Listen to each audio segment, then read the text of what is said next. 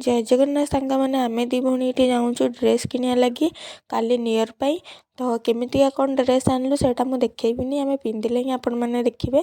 तो ड्रेस कि घर को आसिक पहुँचला बेलू चिकेन आमर सब प्रिपेरेसन आरंभ हो जाइए।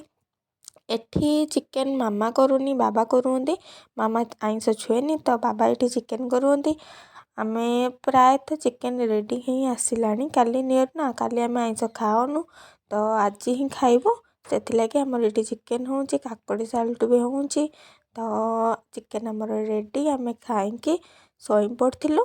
तो सकाल उठिक दी भौणी आम बाहरी मंदिर फास्ट जगन्नाथ मंदिर जाइलु जगन्नाथ को दर्शन करूँ दर्शन कर आसला बाटर से गोटे शिव मंदिर अच्छी तो सेठिकी भी जाइलु नीलकंठेश्वर शिव मंदिर सेठू आसला ये गोटे माँ को मंदिर अच्छी सेठिकी भी जाइलु तापर आम घर को पलि आसलु राति आमर खाया पूरी डालमा रसगोला होता तो आम नियोटा एमती ही पाळिलु कुआडे बुलिबाकू जाइनु।